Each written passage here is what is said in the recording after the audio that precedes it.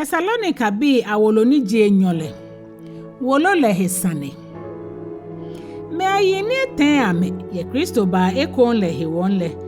Kahe gba me ana lolo ye Thessalonica asafo le me. Ene hewole bofo Paulo ma ewolo ni je Enyɔ le ha Thessalonica bi le. Ni ekawie heni me hio yo ake nuncho le ba gbi le ehye momo le he. Paulo ya Sane ke dwemo futumone ne ha anushishian ke. Feda ni Kristo ba ba ekon le. Esha femo ke Yitso wale ba kocho ye na pe gbomoko nigba eji hien pata lole. Ni ba tesieshi Kristo le gbechon mona. Bofo le manomia ke saka ewolo ne ka ne loele afishishin ni ame hemo ke yeli akagbugba che ame ya haomo ke no na me monne.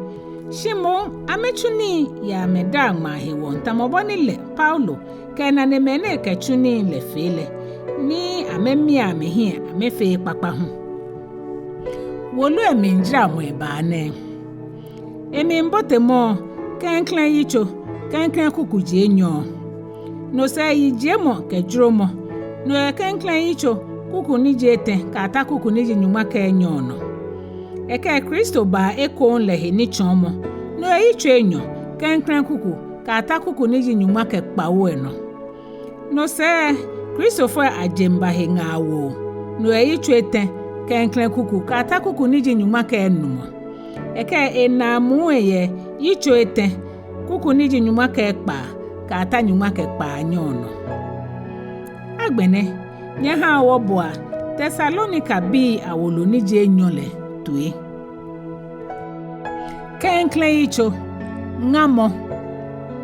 Paulo ke Silvano ke Timoteo mmaya ha Thessalonica bi asafoniyo woche nyumole ke nuncho Yesu Kristo mile.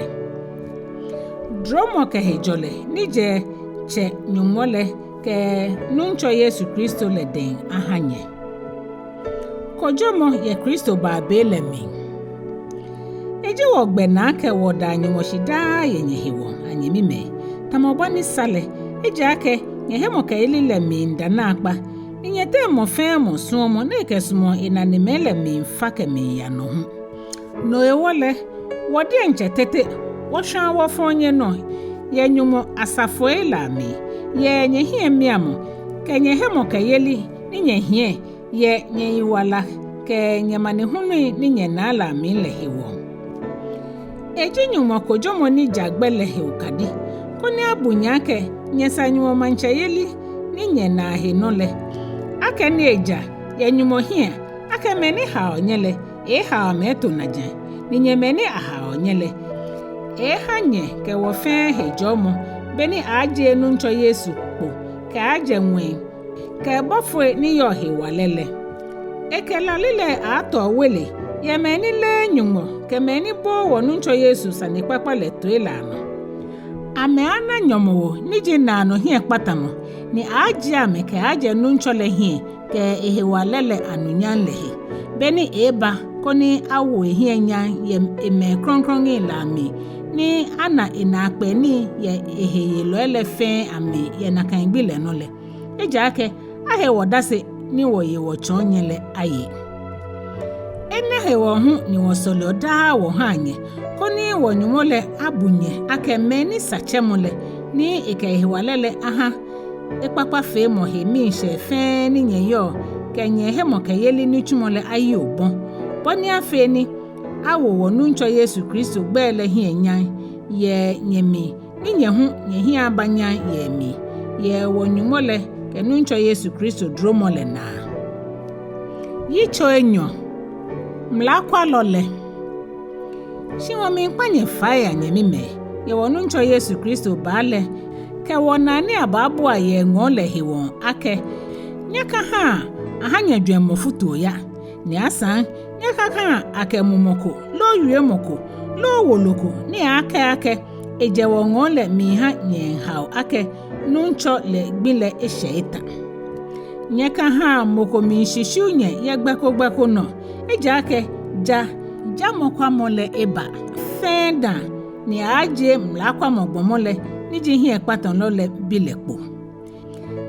enti ohye wu ehe no ehio no fe no ni acho nyumo lo jamole ahu boni le de nche e ata nyumo wele ni eke chon ake leji nyumole nye kai ake beni mikenye yole mikenye nekene nelo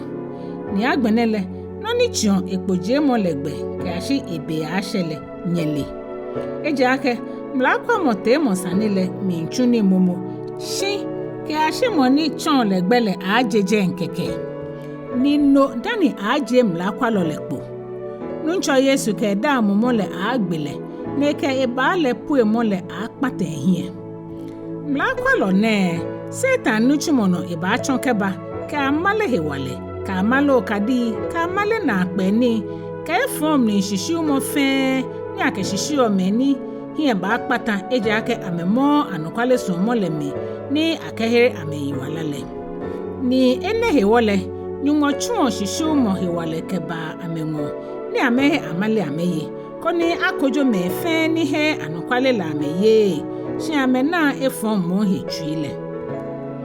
ahala nyeke ha yira hremo shi Wole isake wadanyi mo shida yenye hewanye mimeni nuncholesmo ejake nyumo ahala nyake krenkren yibi ha yira hremo kecho nyehe ni mo kronkron le chuo ke heni nyehio anokwale le nyeyole no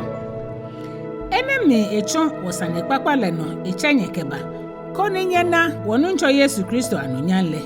bele no Wole anyamime nye fiashi ninye hia ni wochonye ye wiemomi lo wolomi lemi shile wonuncho Yesu Kristo le dienche ke wochenyumo ni sumowo neke nano mi shejemo ke hia no kama kpakpa hawo ye dromo nale le no esheje nye mi ni waje nye ye wiemo kpakpa ke nichumo kpakpa femi Yitso Etɛ nye sole anye hawo nunchole wiemo la ahienfu ekaya no ni yawo ehien tamoboni Enyɔ ye nyengole ni aje wo keje yiwalo egbome fonjin lade ejake je mefe yo hemo kayeli shi anokwafo oji nyumole moni awaje nye ni ebunye ni eje nye keje mofon le denle ohie kanye no ye nunchole mi yake ni wowo nye hekitale nye minfe ni nyafe hu nunchole akudo nye twi kaya nyumosuomo ke Kristo twi shimele mi esaka mofe mo achuni shi anye mime wo mi wonye kita ya onuncho Yesu Kristo gbemi ake nyechi anye hekaja nye mi fe nye mi ni fi ohijo nye hishi ye ni wo chonye le na lehi eja ake nye dienche nye le ake esake nye kasiowo eja ake wo fe wo hijo lo ye nyete ni asan wo ye mokoma yaka shimon wake modembo ketole chuo ni nyon keshande woni afeni wakafe jachu wo mi hanyete moko je ake wo be na kan hegbe shimon koni woke wo he afe no kwamono wo hanye nye kase eja ake beni woke nye yole hu wo nye kitake kama ko sumo ake echuo nile bele ika ye ni hu eja ake wonu ake me ko me nyete ni fi ohijo ni amechu ni shimon ameka mehe wo me asanje ami neke mene wo mi wa mekita ni wo mi wo amengaye nuncho Yesu Kristo mi ake amechu ni wa ni ameye amediencha amedengma shinyele anyemime nyaka ha ekpakpa femo mi nto anye shika mokobo wo wiemo ni yo wulo na mi letwele